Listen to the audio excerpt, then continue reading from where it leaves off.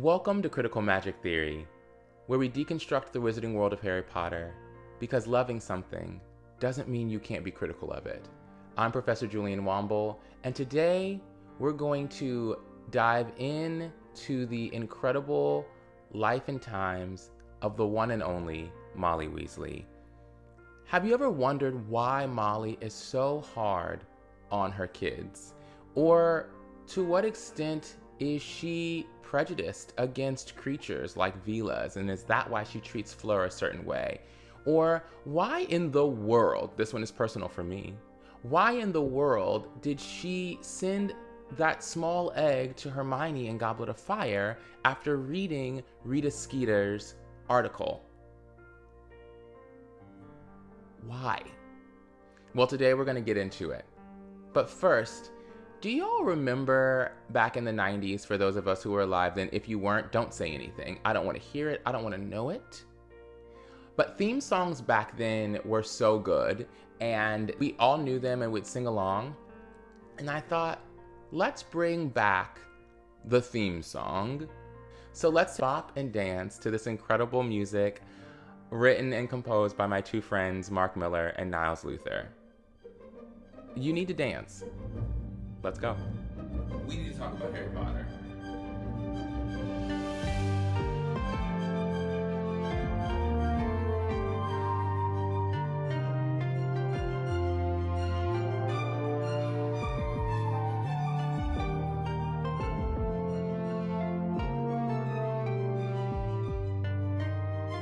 And welcome back. I hope you danced it out. Y'all, we did it. I cannot tell you how surprised I am at myself for putting this podcast together, and how grateful I am to those of us who are part of the TikTok community that kind of pushed me to do this. This is very much out of my comfort zone. My therapist is thrilled. And so I am so thankful. And I realized that I have not really introduced myself. When I started putting my lectures from my class onto TikTok a year ago today, happy anniversary, I just kind of started posting them. And then everything blew up, and I never took the time to actually explain who I am, what I'm about, what I do. And so this is a moment. I am Professor Julian Wamble. I am a political science professor at George Washington University. And there I teach classes on race and politics and identity.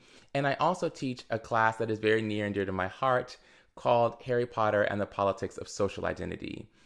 And so for those of us who are coming to this podcast from TikTok, you have seen my lectures, you have seen bits and pieces of the things that I get up to in my classes. And many of you asked, how can I get into this class?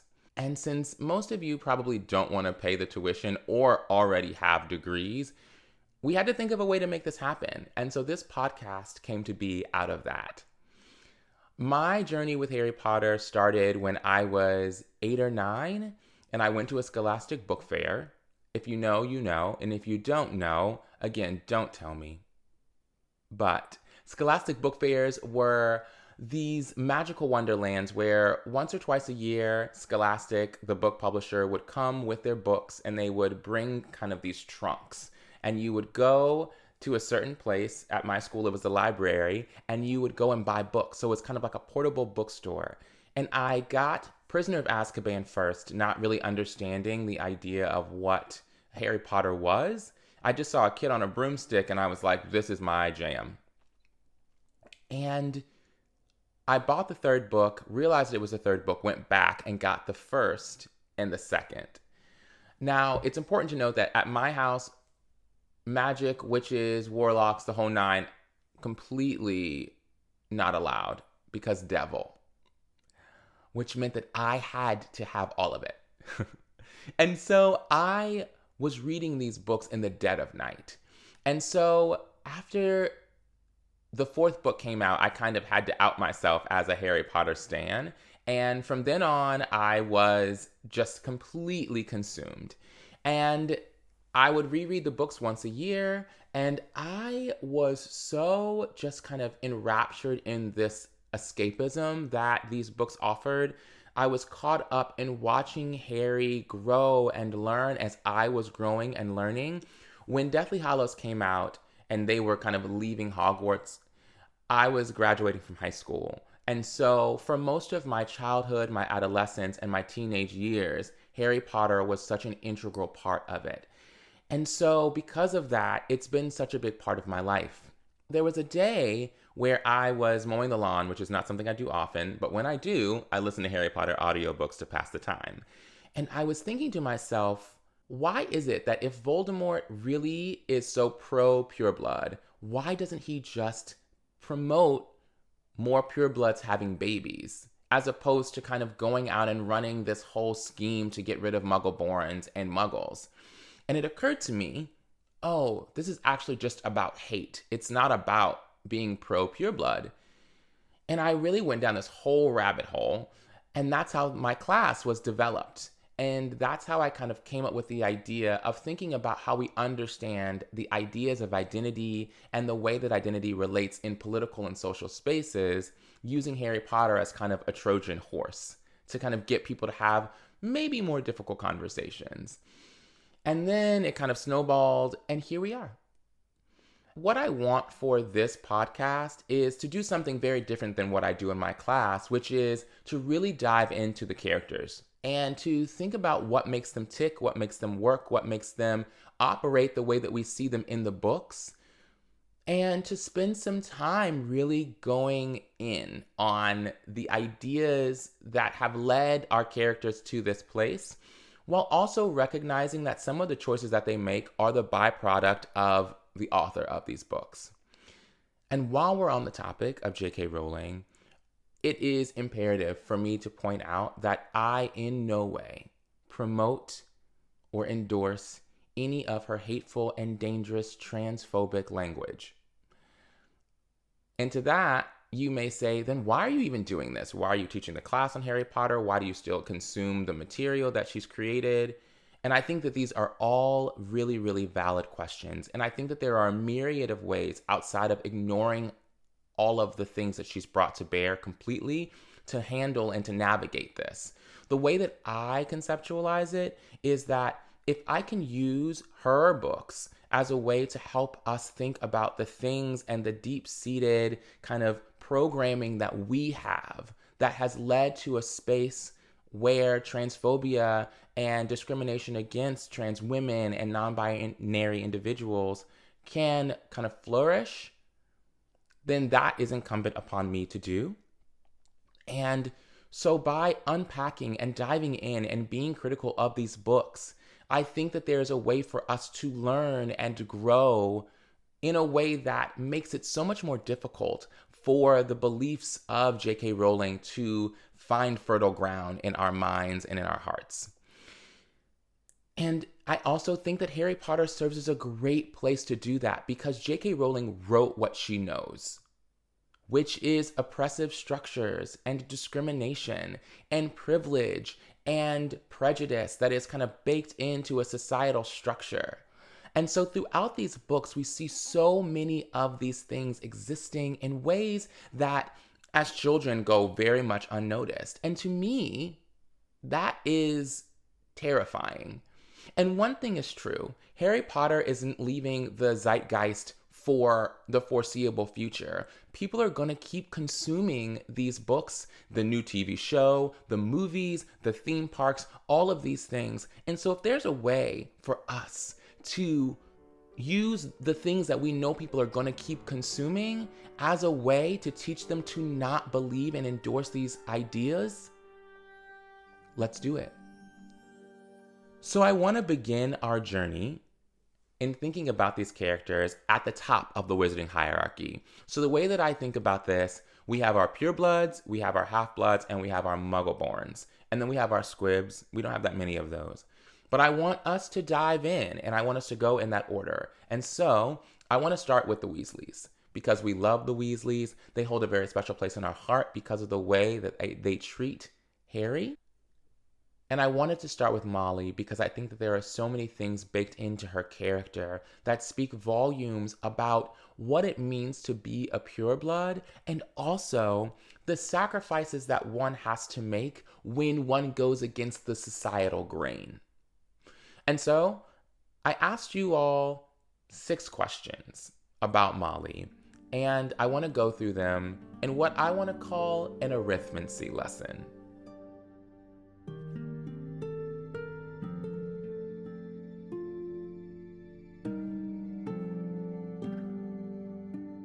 I'm a big data nerd, and I write surveys for my own research.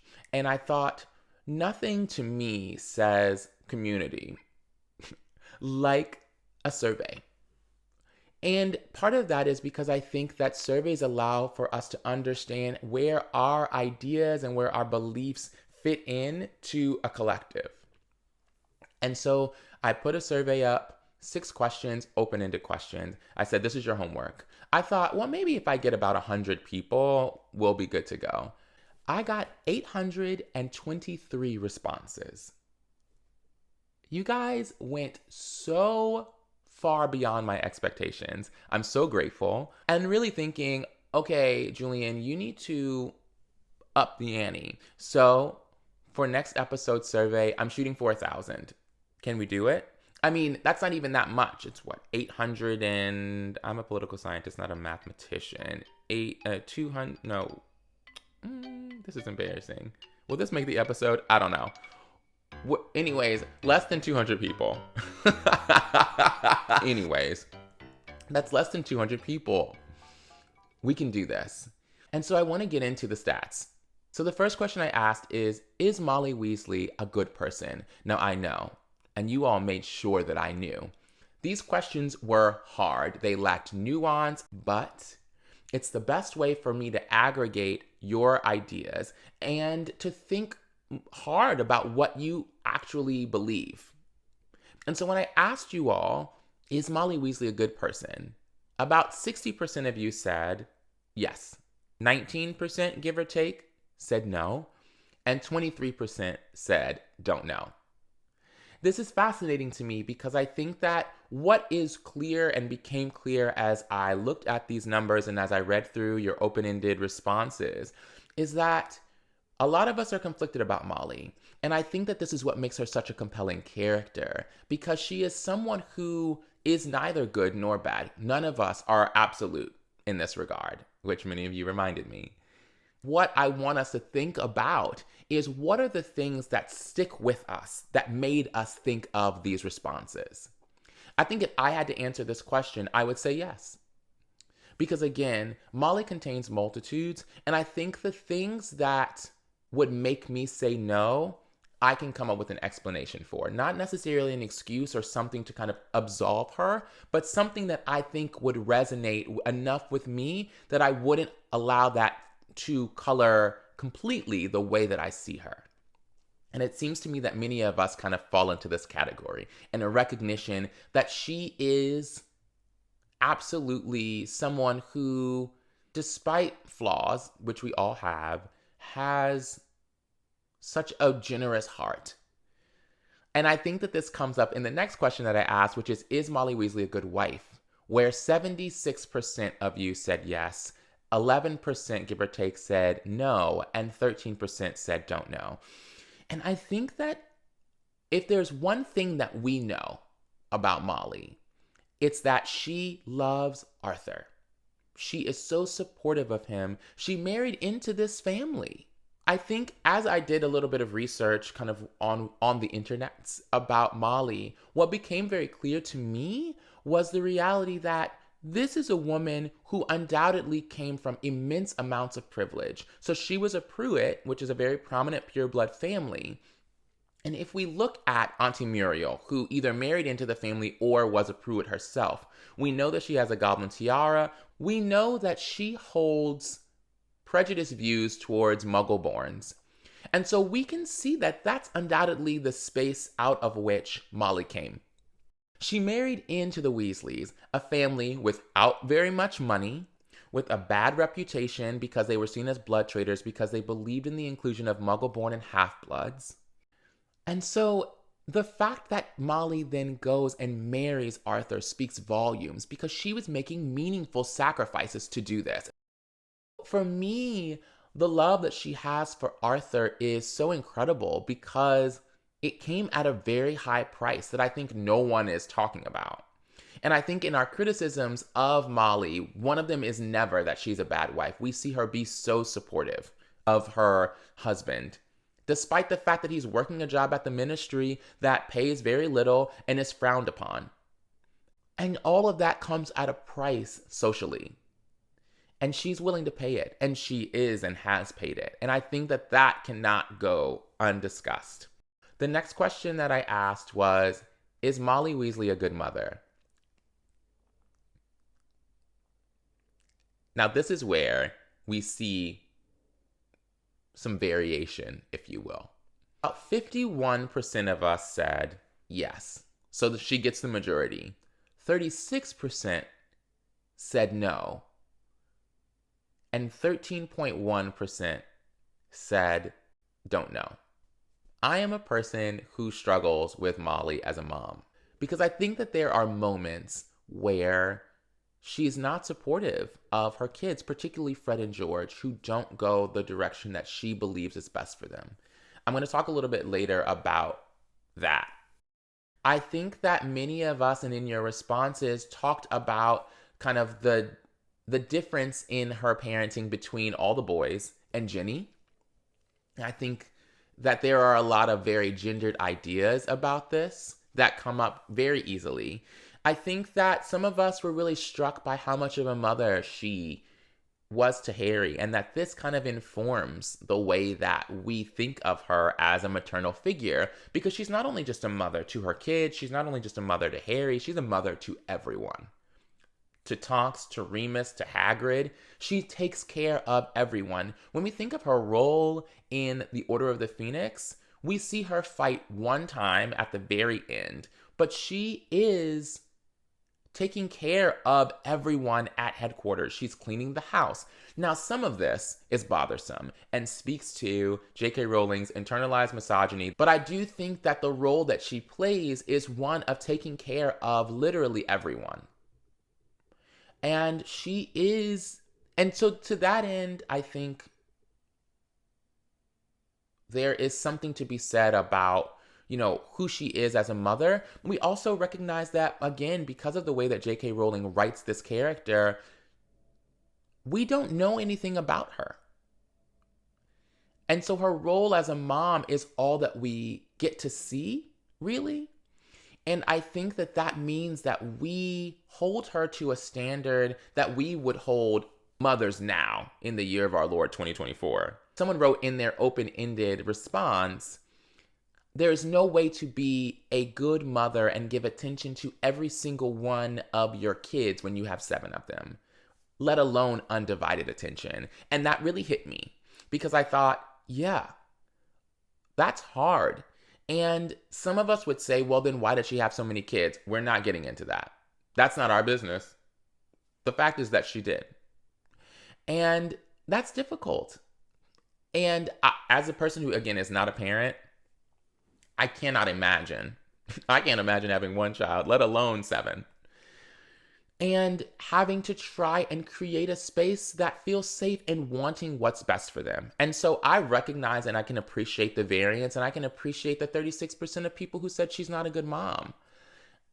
My goal is to kind of think about her own circumstances and the extent to which, this is difficult. I also wonder the extent to which we are so hard on Molly because we know Molly's.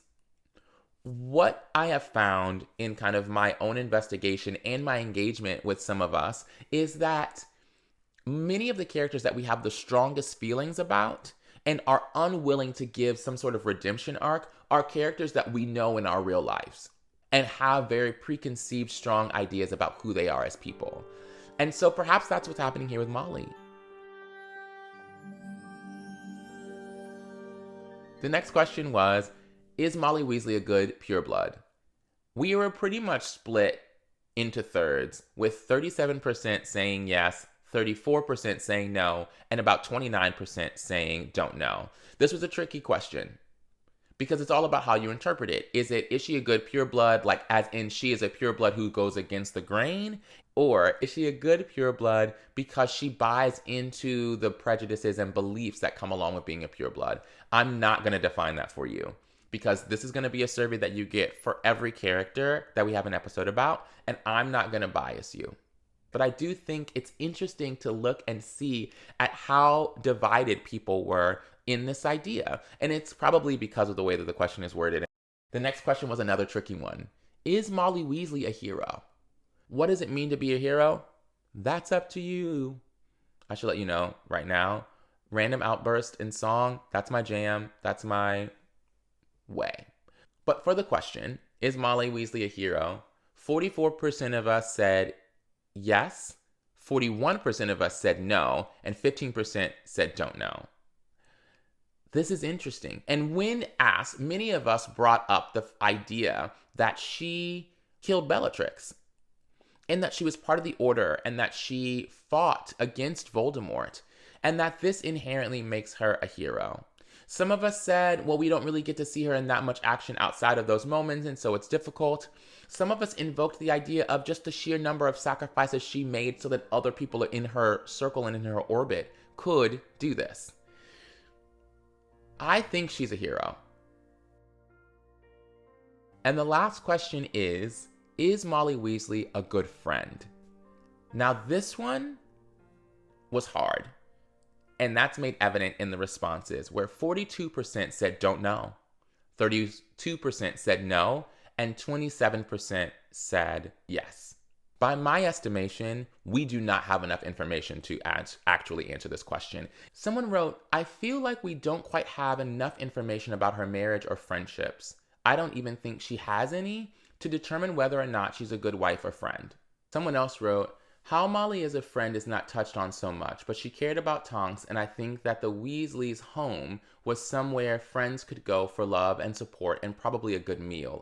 We have this sense of what friendship can look like, and it's hard when you're an adult with 7 kids, and but we also do get to see Arthur, who we're going to talk about in the next episode. We get to see him be a friend to people, and we get to see what that looks like. And I think this is one of those moments again where we see Molly as a mother. We get to see her as a wife, but we don't really get to see her as someone who has a life outside of motherhood and being a wife. I got in a lot of trouble on TikTok for a video that talked about the way that J.K. Rowling writes women. And it's either that you are a mother or a maternal figure, or you are kind of a mess. And I got in a ton of trouble for it. We don't really get a sense of who Molly is as a person. We don't really get a sense of who she is when all of her kids are at school. We don't get any of that. When we think about whether Molly is a good friend, personally, I fall into the don't know category. I don't think that J.K. Rowling gave us enough to be able to make that kind of assertion, to make that kind of assessment. And so now is a moment where I want to kind of reflect on my own beliefs and ideas about Molly and take what you all offered both in the survey and in your open-ended responses and think about who she is and how we can kind of understand her. Now, I should preface this by saying, as someone said in the comments on a TikTok post I made a few days ago, you may not love my take. I'm hoping it gives you something to think about. And that's all I want. You don't have to agree with me. In fact, I appreciate and welcome disagreement. I don't love disrespect, but I do absolutely believe in your ability to say, I disagree with you. Go for it. When I think of Molly, I think of someone who is so scared. I think one of the things that is so undiscussed in these books is the trauma from the First Wizarding War. Molly and Arthur got married early because of that war, because of the rise of Voldemort. Molly was raising her children during that time. Molly lost 2 brothers because of that. Earlier, I talked a little bit about all that Molly must have sacrificed to leave a prominent pureblood family and to marry into one that was disgraced and broke.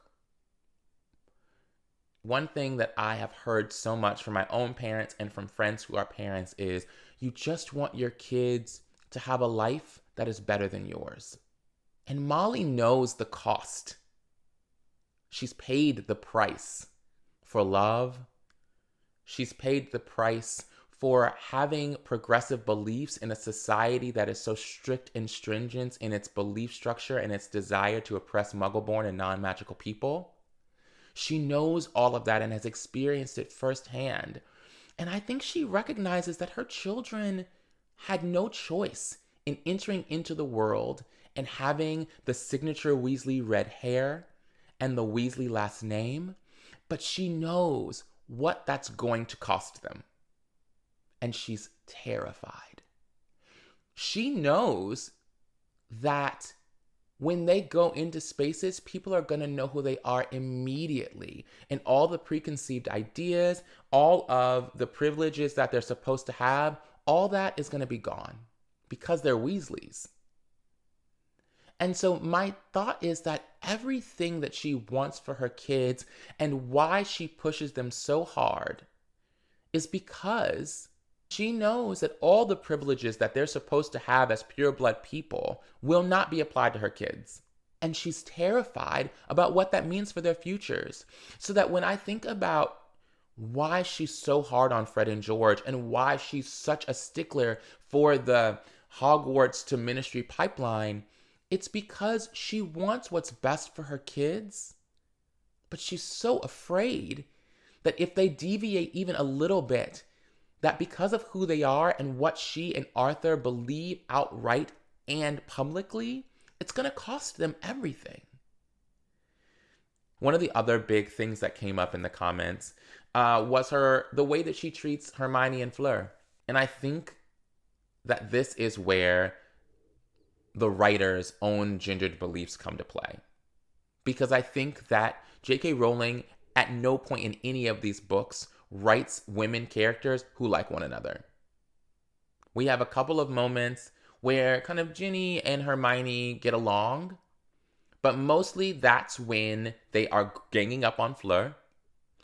We get to see Lavender Brown and Parvati, but that's it. From our main girl and women characters, we really don't get to see them in good relationship with one another. When we think about Molly, and we think about the way that she treats Hermione when she reads that Rita Skeeter article after previously saying, like, Rita Skeeter doesn't really know what she's talking about.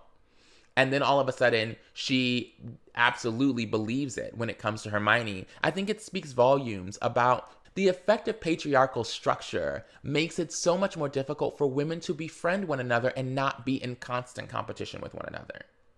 And I think that J.K. Rowling bought into this idea, and I think it's still very much present now. And I think that what we see from Molly here is that. And I don't excuse that because I think it's so problematic, and I think it's even more problematic because Hermione is a child. And I think what we see so often in these books, both from Molly and from other individuals, is that they don't seemingly care about the fact that they're dealing with kids when they treat them in terrible ways. I think this is true for Severus Snape as well. When I think of her relationship with Fleur and with Hermione, I think that it comes down to the reality that women, particularly of a certain era, leverage their strongest and most awful criticisms against other women. And this is passed down. And we see it being passed down from Molly to Ginny because of the way that Ginny talks about Fleur. One question that I want us to think about is, are we holding Molly to a different standard than we are holding other men characters? And